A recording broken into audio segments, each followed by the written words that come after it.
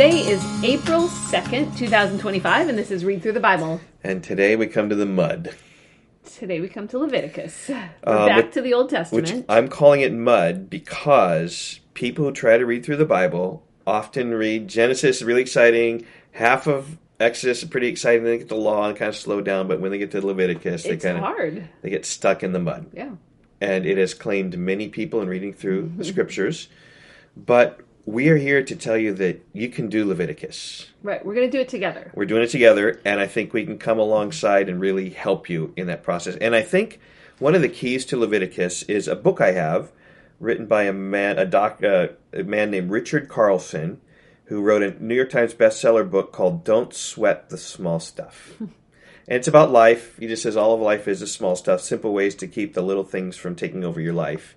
And I think when you think about Leviticus, realize that there's a lot of small stuff in here that you don't need to sweat. Right. You don't need to know the details of all that you need to do to bring a sacrifice. Right. So if you listened to our special edition on Matthew, the recap on Matthew, we took a drone up in the air and looked down at the big picture of Matthew. With Leviticus, you got to keep the big picture in mind. Yep. And so the big picture is just one central theme. The holiness of God, yeah, and that we need to be holy because God is holy. And when I preached through the book of Leviticus, that was my theme. You shall be holy. That. So we've just taken your drone up with all Leviticus talks about is you shall be holy. Now, we're not holy, right? Therefore, we need sacrifices for sin. We need a priest to come and offer those sacrifices. And we need to be clean. Ritual purity. And really, those three themes really cover a lot of the book of Leviticus. In fact, the first 5 chapters of Leviticus talk about sacrifices. If you sin, you need a sacrifice. And that's really all you need to know, chapters 1 through 5. And we will read through the details. You will read that right now. But all you need to know, if you're going to summarize back up the big picture, chapter 1 through 5, we need a sacrifice. Right. And these are instructions not given to us, but given to the Israelites at this time for how this fleshed out in their lives. Mm-hmm. And I think what the Hebrews chapter 10 calls them shadows. Yeah. And so, Leviticus is a shadow, casting its shadow upon Christ, who is the substance. Right. And so, you need to think about a shadow. You don't spend time a lot gazing upon a shadow. It's fuzzy. You gaze upon the substance. Right. And this is a shadow. And we're just going to start reading through it. You can kind of sit back and close your eyes if you want. We're going to read it for you. And the outline of Leviticus chapter 1 is the burnt offering. That's all you need to do. All you got to do is write down burnt offering. Here we go. Okay, 1 through 3. 1 through 3, but chapter 1 is the burnt offering. Okay, the Lord called Moses and spoke to him from the tent of meeting. And this is picking up from the end of Exodus. Remember, Moses was not able to enter the tent. Exodus chapter 40, verse 35. And the Lord called Moses and spoke to him from the tent of meeting, saying, "Speak to the people of Israel and say to them, when any one of you brings an offering to the Lord, you shall bring your offering of livestock from the herd or from the flock. In his offering is a burnt offering from the herd. If his offering is a burnt offering from the herd, he shall offer a male without blemish. He shall bring it to the entrance of the tent of meeting, that he may be accepted before the Lord. He shall lay his hand on the head of the burnt offering, and it shall be accepted for him to make atonement for him. Then he shall kill the bull before the Lord, and Aaron's sons, the priests, shall bring the blood and throw the blood against the sides of the altar that is at the entrance of the tent of meeting. Then he shall flay the burnt offering and cut it into pieces. And the sons of Aaron and the priests shall put fire on the altar and arrange wood on the fire. And Aaron's sons, the priests, shall arrange the pieces, the head and the fat, on the wood that is on the fire on the altar, but its entrails and its legs he shall wash with water. And the priest shall burn all of it on the altar as a burnt offering, a food offering with a pleasing aroma to the Lord." Yep. Verse 9 says, is this a burnt offering? Yeah, and burn all of it. Yep. Okay, and verse 10. If his gift for a burnt offering is from the flock, so we saw it from the herd in verse 3, now it comes from the flock, from the sheep or goats, he shall bring a male without blemish. He shall kill it on the north side of the altar before the Lord. And Aaron's sons and the priest shall throw its blood against the sides of the altar, and shall cut it in pieces with its head and its fat, and the priest shall arrange them on the wood that is on the fire on the altar. But the entrails and the legs he shall wash with water, and the priest shall offer all of it, and burn it on the altar. It is a burnt offering, a food offering, with a pleasing aroma to the Lord. Again, a burnt offering is chapter 1. Okay, if his offering to the Lord is a burnt offering of birds, so we had a bull from the herd, and then we had sheep and goats, and now we have birds. Yep, the herd, flock, and birds. Yep. So if his offering to the Lord is a burnt offering of birds, then he shall bring his offering of turtle doves or pigeons. And the priest shall bring it to the altar and wring off its head and burn it on the altar. Its blood shall be drained out on the side of the altar. He shall remove its crop with its contents and cast it beside the altar on the east side in the place for ashes. He shall tear it open by its wings, but shall not sever it completely. And the priest shall burn it on the altar, on the wood that is on the fire. It is a burnt offering, a food offering with a pleasing aroma to the Lord. Okay, so we're one chapter into Leviticus. Yay! Not too hard. Yeah, so if you sin, you need to bring a sacrifice. And the sacrifice of chapter 1 is a burnt offering. Okay, and then chapter 2, these are grain offerings. That would be a nice summary for you, grain offerings.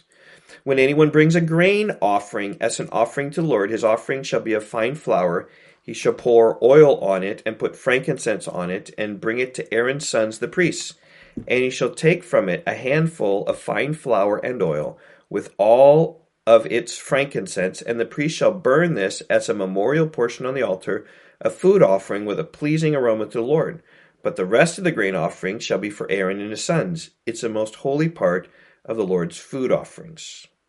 When you bring a grain offering baked in the oven as an offering, it shall be unleavened loaves of fine flour mixed with oil, or unleavened wafers smeared with oil. And if your offering is a grain offering baked on a griddle, it shall be of fine flour, unleavened, mixed with oil. You shall break it in pieces and pour oil on it. It is a grain offering. Okay, so just again, don't sweat all the small stuff. Don't sweat the details. Just know this is a grain offering. Chapter 1 was a burnt offering. Chapter 2 is a grain offering. Yep.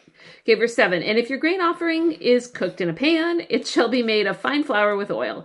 And you shall bring the grain offering that is made of these things to the Lord, and when it is presented to the priest, he shall bring it to the altar. And the priest shall take from the grain offering its memorial portion and burn this on the altar, a food offering with a pleasing aroma to the Lord. But the rest of the grain offering shall be for Aaron and his sons. It is a most holy part of the Lord's food offerings. No grain offering that you bring to the Lord shall be made with leaven.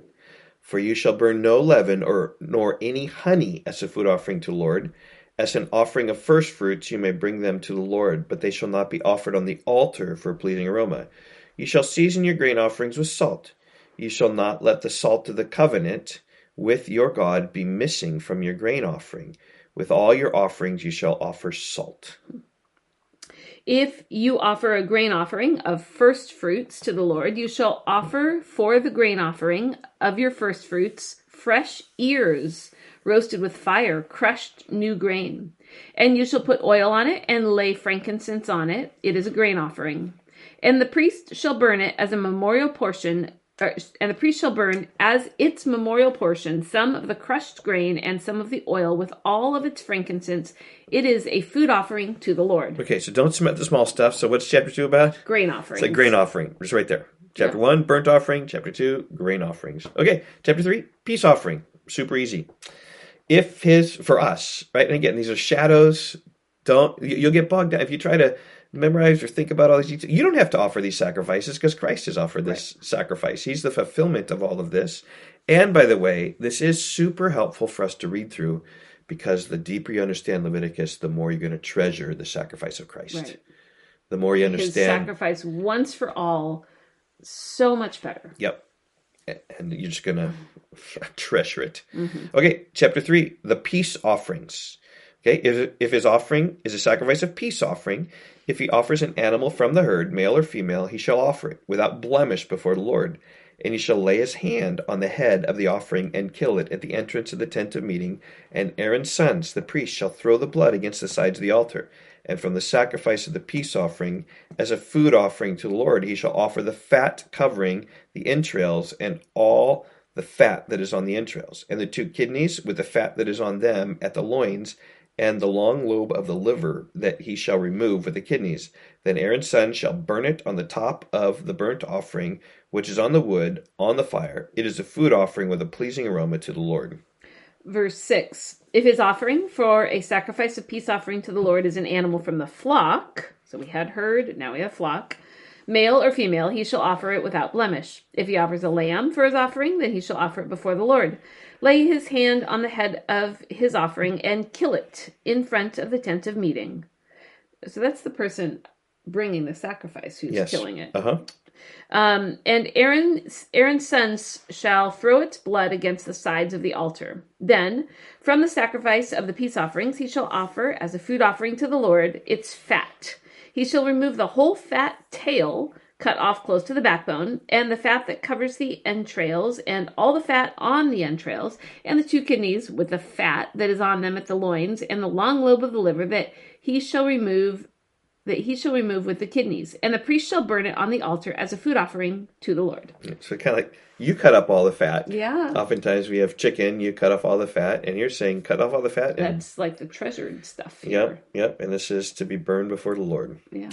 If his offering is a goat, he shall offer it before the Lord and lay his hand on its head and kill it in front of the tent of meeting. And the sons of Aaron shall throw its blood against the sides of the altar. So, like, one of the flavors you get here is you bring the animal, you put your hand on the head of, like, identifying with the animal, and you actually kill this animal, and blood needs to be shed, and then that blood is taken and sprinkled upon the altar. Like, so you think also the animals need to be pure and without blemish. Like, we need a pure and unblemished sacrifice. It's all a shadow. It's all a shadow pointing to our Christ. pure sacrifice of Jesus, right? And not in a one-to-one sort of way, right. but just this sort of idea. We need to identify with the sacrifice. It needs to be a perfect sacrifice. The blood is here important. Then he shall offer from it as his offering for a food offering to the Lord, the fat covering the entrails and all the fat that's on the entrails, and the 2 kidneys with the fat that is on them at the loins, and the long lobe of the liver he shall remove with the kidneys. And the priest shall burn them on the altar as a food offering with a pleasing aroma. All fat is the Lord's. It shall be a statute forever throughout your generations in all your dwelling places that you eat neither fat nor blood. Okay. All right. Well, I think we're off to a good start. Yeah. And again, right? So chapter 1. Burnt Chapter offerings, 2. grain offerings. And chapter 3. Peace offerings. That's all you need to know. Okay. We're going to help you skip over all the details. Okay. It's going to help you in Leviticus. Be holy. For I am holy. Yep. And don't sweat the small stuff. We'll see you tomorrow. Bye-bye. Bye.